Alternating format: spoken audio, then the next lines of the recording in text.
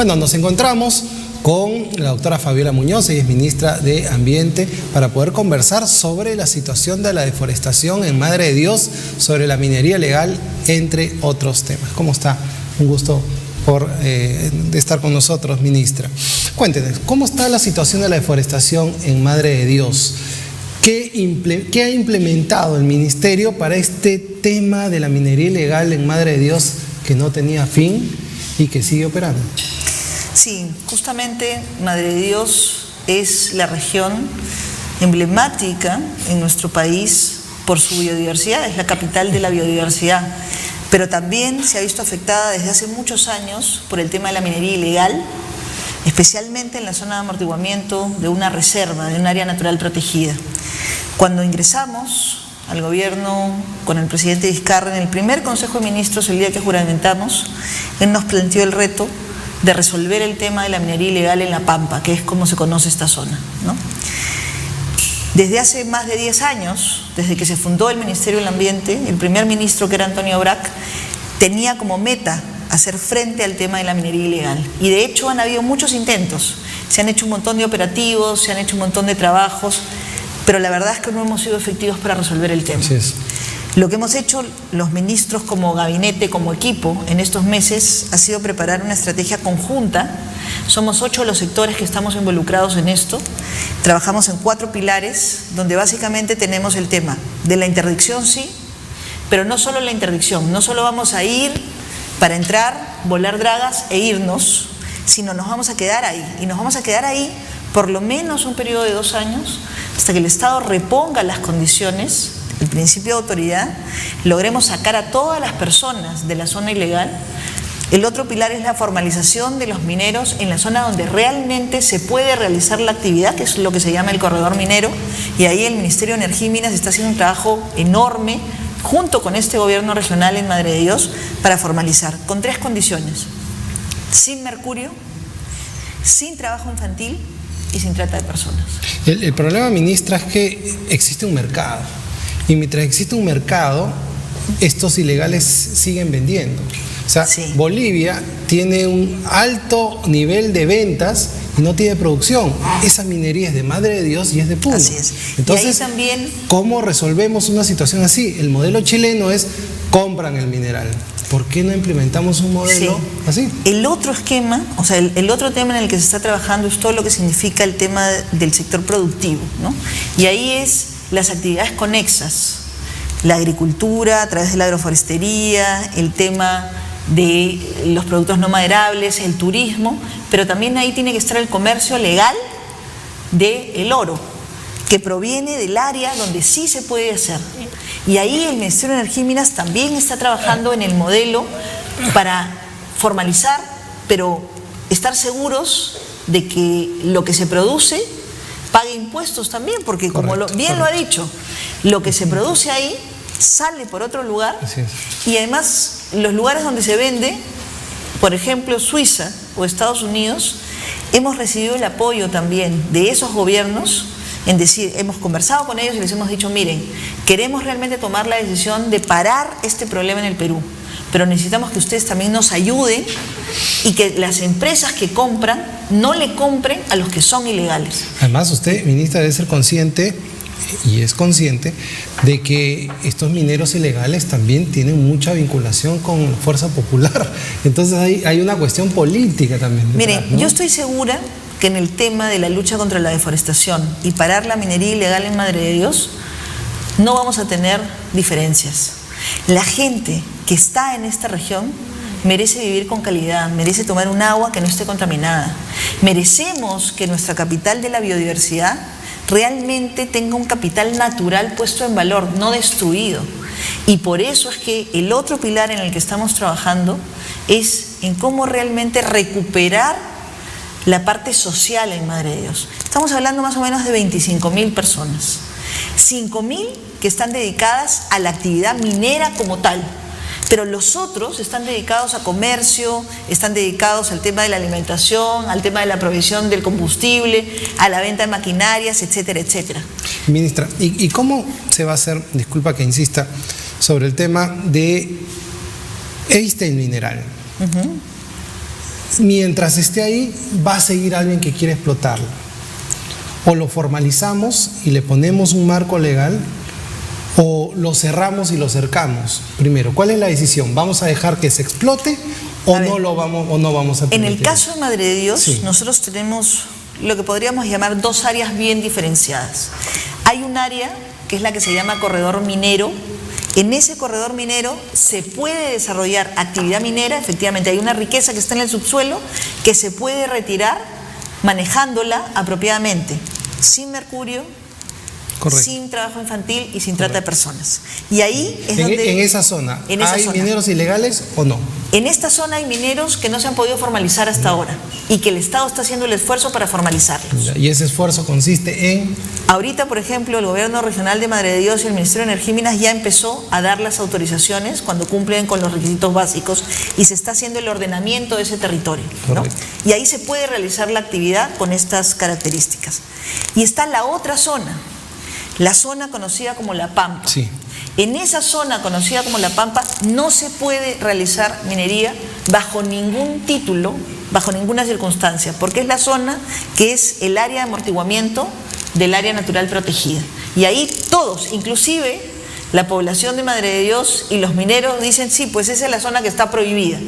Pero el Estado durante todos estos años ha hecho esfuerzos, ha hecho intentos, básicamente basados en operativos. O sea, iban la policía, entraba a la zona, hacía voladura de dragas, 2 días, 3 días, una semana de operativos y después se retiraba. ¿Una reserva de cuánto de mineral estamos hablando ahí más o menos? En realidad no se ha cuantificado, porque como no es una zona en la que se deba realizar la actividad, ni siquiera queremos saber cuánto hay. O sea, esta es una zona... ¿Y qué hacemos para protegerlo, ministra? Porque el problema es que mientras ahí esté la riqueza, ahí van a ir.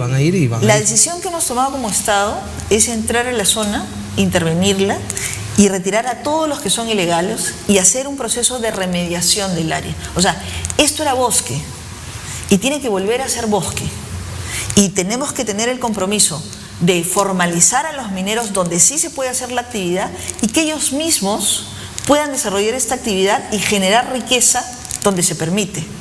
Y ellos están de acuerdo en que en la zona de la minería ilegal hay que sacar a los mineros ilegales. Esto implica un trabajo del Estado en conjunto. ¿Dónde creemos nosotros que la estrategia hasta ahora ha fracasado, ¿no? O no ha tenido éxito? En que solamente hemos estado mirando la parte de la interdicción. Entonces solamente eran operativos, se entraba a la zona, 2 días, se volaban varias dragas, pero a la semana ya se estaba reponiendo la maquinaria.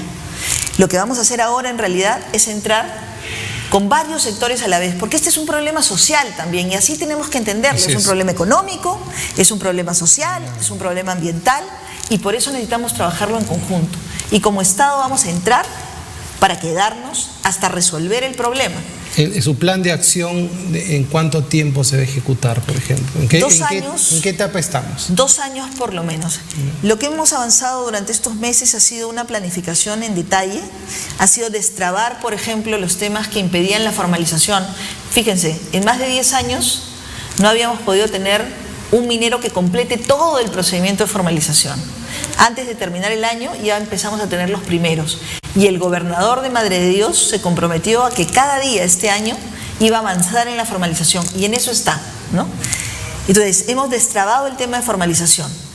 Por otro lado, no hemos tenido nunca el esfuerzo de hacerlo de manera conjunta con los sectores sociales. Por eso es que es muy importante que ahora estamos con el Ministerio de la Mujer y Poblaciones Vulnerables, con el MIDIS, el Ministerio de Agricultura y Riego. Está trabajando también en esto el Ministerio del Interior, el Ministerio de Defensa, el Ministerio de Energía y Minas. Estamos nosotros como el Ministerio de Ambiente, ¿no? ¿Dónde más está actuando la minería ilegal? ¿Cómo está la zona de Nazca, la zona de Acarí? ¿Ya está formalizado todo? ¿Todos los mineros están formalizados? Hay puntos en los cuales se está avanzando en el tema de formalización. De hecho, el ministro de Energía y Minas comentó en una exposición que hizo hace poco el avance que se tiene en el tema de formalización. ¿Y cuál es el cuello de botella?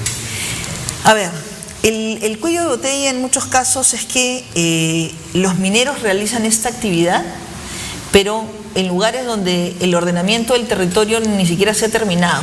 Entonces, hay lugares donde se puede realizar la actividad minera de manera formal, porque ya está definido ese uso, y hay lugares donde no. Otro de los problemas que tenemos es que, por ejemplo, hay pasivos ambientales en regiones donde el pasivo está expuesto o una empresa abandonó una actividad minera y hay un socavón. Los mineros ilegales se meten aquí y realizan el trabajo porque no se hizo el cierre adecuadamente. Entonces, necesitamos tener un mejor ordenamiento en estos temas. Y necesitamos que la gente también entienda que si no hacemos las cosas con las medidas adecuadas, ellos mismos están perjudicando a sus propios hijos, a sus propias familias, ¿no? Porque ellos dicen, necesitamos trabajar. Sí, pero no puedes trabajar a costa de contaminar tu agua, ¿no? Que los dueños no viven ahí, pues viven en Lima, sí, viven en Arequipa, viven en Ica. Pero mucha gente que trabaja en estos temas también es de la zona. Hoy día mirábamos un caso en Cajamarca, ¿no? Una de las empresas que ha contaminado y ha abandonado una mina es de los propios cajamarquinos, en esta zona, ¿no? Tenemos el caso en el sur, también, empresas que realmente no son las que queremos en nuestro país. O sea, porque tenemos que diferenciar. La minería artesanal, la pequeña minería son actividades muy importantes, ¿no es cierto? Pero hay que hacerlas bien, claro, y se pueden hacer bien. El tema es que todo el gobierno de Ollantumala se habló de formalizar la minería.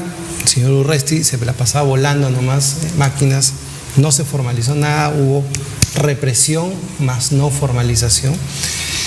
Y es un problema, es un debate permanente y no salimos de esa situación. Entonces, sí, uno, por eso le pregunté, ¿cuál es el cuello de botella? El cuello de botella está en ambiente, está en minería, es el mapa minero, es el catastro minero, pero si todo está cuadriculado y todos tienen sus concesiones, ¿dónde viene el problema? Un problema muy importante es, hasta ahora habíamos tratado de resolver el tema, porque yo creo que todos hemos hecho esfuerzos, pero desde nuestro sector y mirando como compartimientos estancos, ¿no? Creo que esta es la primera vez que tenemos una mirada holística del problema, una mirada integral. Entonces ahora ya no estamos trabajando cada sector, sino estamos trabajando todos en conjunto. Entonces hemos entendido, por ejemplo, que para el tema de la formalización habían temas con el sector forestal que eran importantes resolver, habían temas con el sector del gobierno regional que eran importantes resolver, no solamente era un tema minero, ¿no? Eso creo que es un valor agregado enorme que no habíamos tenido antes. Lo mismo, hemos entendido que este problema no se resuelve solo con la policía y el ejército. Este es un problema que tiene una dimensión mucho mayor. Es un proceso, ¿no? Es un proceso de entender las cosas.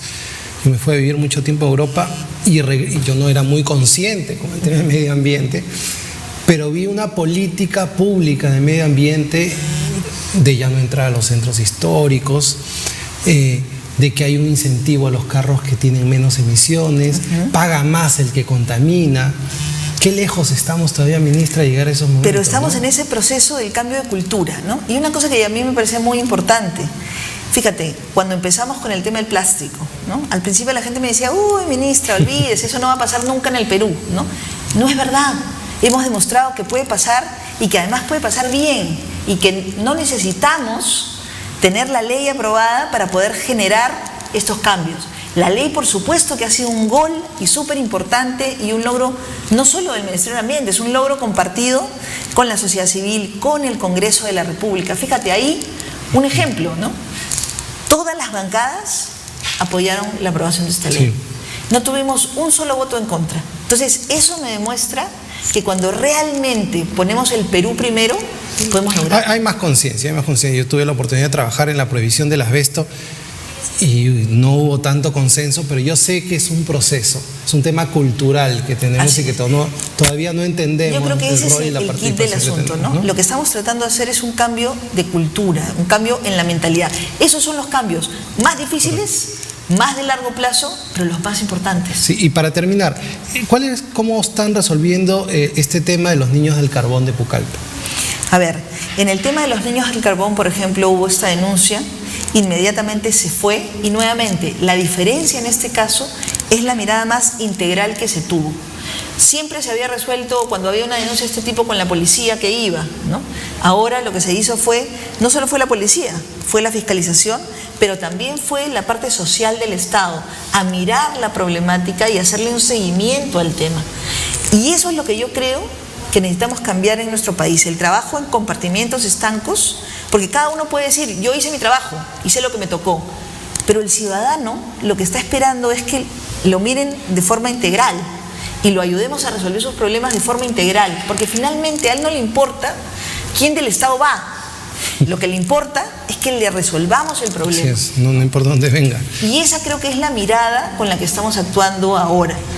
Creo que antes ha habido interés de hacerlo, pero quizás no hemos tenido la comunicación como Estado que hoy día tenemos. Y yo creo que esa mirada es lo que está cambiando. Es importante que sus colegas hablen también. Usted es una de las pocas que habla, está peleando, está pechando.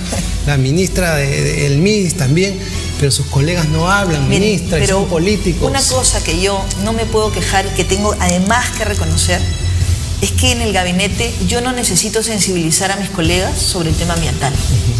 Creo que nunca me esperé tener la relación tan buena que tengo con el sector de Produce, con energía y minas, con agricultura, para mirar estos temas de forma holística. Podemos tener diferencias en cuál es la forma de resolver el tema, pero lo que no puedo negar es la apertura que tienen y lo bien que entienden que hoy día no es posible un desarrollo en el mundo sin el tema ambiental incorporado. O sea, no es posible pensar en una minería sin componente ambiental. No es posible pensar en una pesca sin componente ambiental. Y eso no es algo que yo tenga que convencerlos. Todos están absolutamente convencidos. Entonces, por eso creo que nos está haciendo más fácil tener esta mirada más integral. Muy bien, ¿no? Esperemos que nuestros parlamentarios también estén sensibles, porque son los que aprueban nuestras leyes. Ministra, nos ha vencido el tiempo, yo quería hablar algunas cosas más con usted.